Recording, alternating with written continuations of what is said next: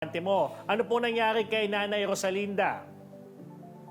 Okay. Si Nanay Rosalinda po ay isa po doon sa palaboy dito sa lansangan sa Calamba. At siya po ay aming na-rescue noong September 21. Okay, siguro more or less mga ilang araw po siya nagstay doon sa waiting shed na marami siyang dalang mga gamit. So, unfortunately, si nanay po ay hindi na po maka-memorize or wala na po siyang matandaan na iba pong mga basic na detalye sa buhay niya. Oo. So, nung nakita niyo siyang may mga dalang mga gamit, kumbaga sinubukan niyo siyang tanungin. Wala siyang nasabi kung saan siya galing o kung ano man o any clues, ma'am?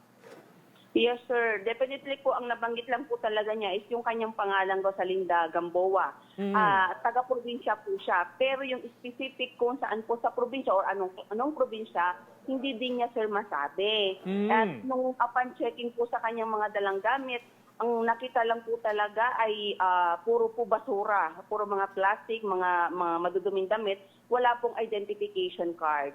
Ayun. Sa tingin niyo po, ilang taon na kaya si nanay? More or less, sir, mga nasa 80 to 85 years old na po ito. Grabe, oo. Ngayon, yung kalagayan niya, no? Kamusta naman siya? Okay po.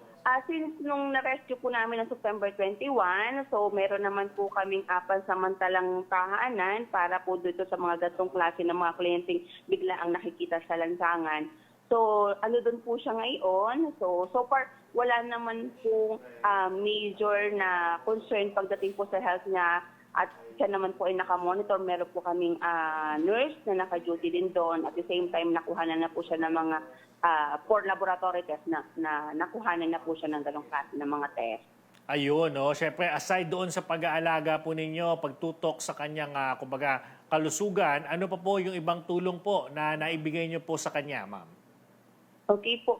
So, of course po, nag-contact po agad kami ng tawag dito ng ating Crime Media publication.